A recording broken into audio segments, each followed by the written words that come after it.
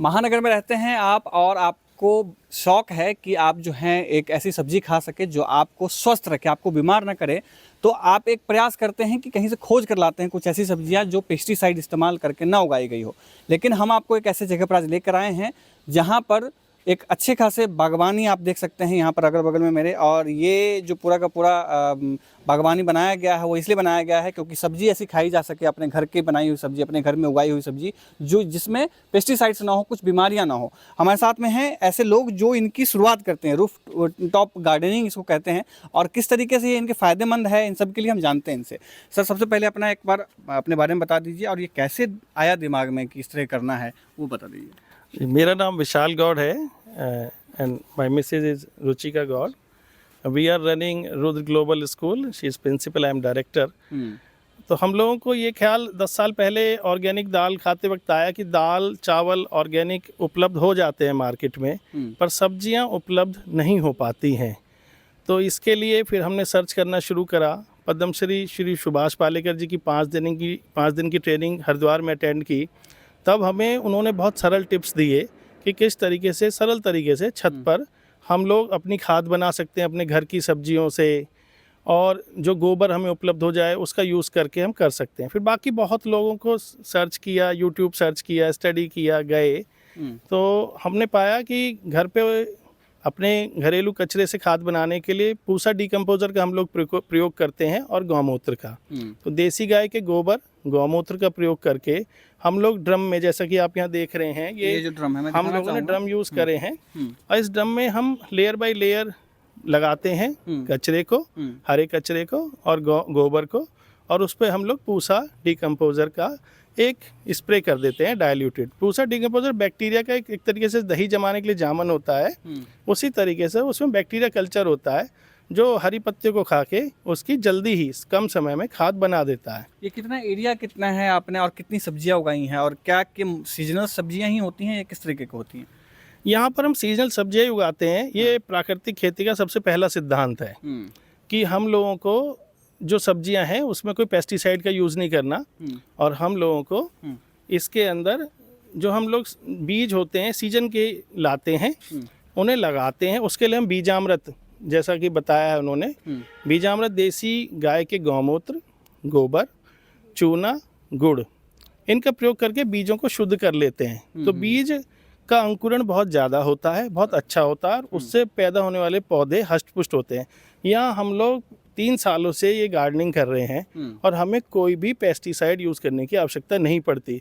हमने एक सुरक्षा की दृष्टि से बना भी रखा है। देसी गाय के गौमूत्र से, नीम, शिवजी जी पे यूज़ होने वाले जहरीले उनसे, जो आपका बेलपत्र, आक, धतूरा और अदरक, लहसुन, तीखी हरी मिर्च, इनका प्रयोग करके पेस्टिसाइड बना के रखा है, पर वो हमें आज तक भी इन पे प्रयोग करने की आवश्यकता नहीं पड़ी।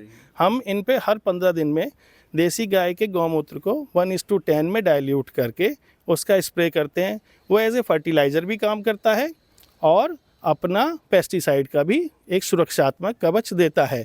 उसी से आप देख सकते हैं कि इन पौधों में, इन पत्तियों का आप कलर देखेंगे तो बिल्कुल डार्क ग्रीन है। आप पालक की पत्तियां देखिए, डार्क ग्रीन है, मेथी की पत्तियां देखिए, इनमें किसी प्रकार की कमी नहीं है।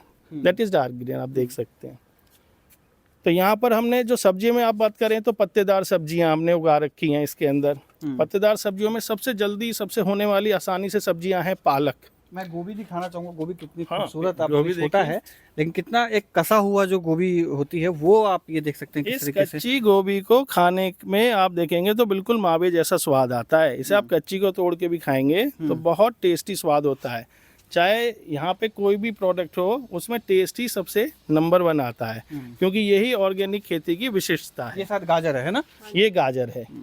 एक गाजर हम अभी आपको निकलवा के भी इसमें दिखाएंगे, तो आप देखिए। मैम आपसे जानना चाहेंगे कि एक तो जो नोएडा एनसीआर में सबसे बड़ी दिक्कत ये होती है जो कूड़ा निस्तारण जो होता है, और घर का जो कुछ कचरा होता है, जैसे आप किचन में काम करती होंगी, उस सब का लेकर के कैसे पूरा का पूरा आप यहीं यूटिलाइज कर लेती होंगी? हाँ जी, वो सारा यहीं यूज़ होता है। इवन मैं सुबह जैसे पूजा भी करते हैं हम लोग, जो फूल चढ़ाते हैं भगवान जी को, वो नेक्स्ट डे जैसे हम हटाते हैं शाम को, या जैसे नेक्स्ट डे भी हटाया, वो सब इकट्ठा करती हूँ मैं एक जगह।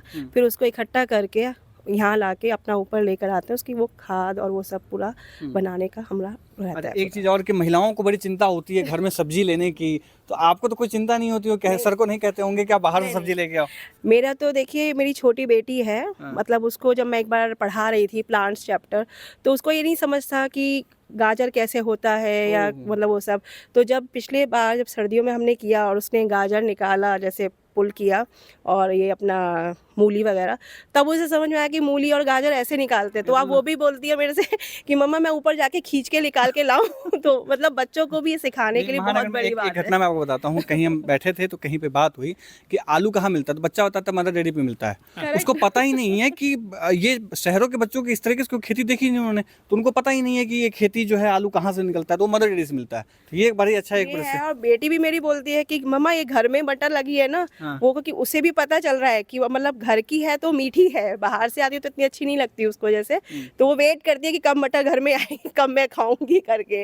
तो ये सब बच्चों के लिए थोड़ा सा एक वो रहता है कि बच्चों को अच्छा खिलाना है, तो उनकी सोच भी वैसे ही डेवलप होती है, समझ में भी आता है कि चीज़ें कैसे होती है, वरना तो सब कुछ आर्टिफिशियली, सब कुछ सुपरफिशियली लगता है चीज़ें। आप मैंने देखा है धनिया उधर आपने लगाया हुआ है। धनिया इधर भी अच्छा, थोड़ा इधर सा भी है। उधर भी है। हाँ, तो आप दुकान पे जाते हो धनिया वाले को धनिया मुफ्त में तो नहीं मांगती होंगी ना? नहीं, बिल्कुल नहीं, मैं धनिया मंगवाते ही नहीं, हम तो ऊपर से ही अपना लेते हैं और अपना खाते हैं चटनी वगैरह।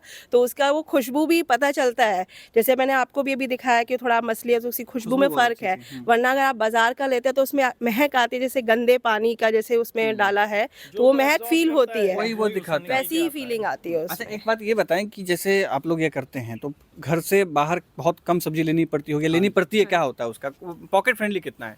देखिए, पॉकेट फ्रेंडली ये एक बहुत अच्छा रहता है कि आपके घर के कचरे से ही आप बना रहे हैं और आप शुद्ध खा रहे हैं, कि ये ऑर्गेनिक, ये सब्जियां आपको बाज़ार में कभी उपलब्ध नहीं हो सकती, ये अनमोल हैं। तो इनका प्राइस से कैलकुलेशन करना मैं उतना अच्छा नहीं मानूंगा।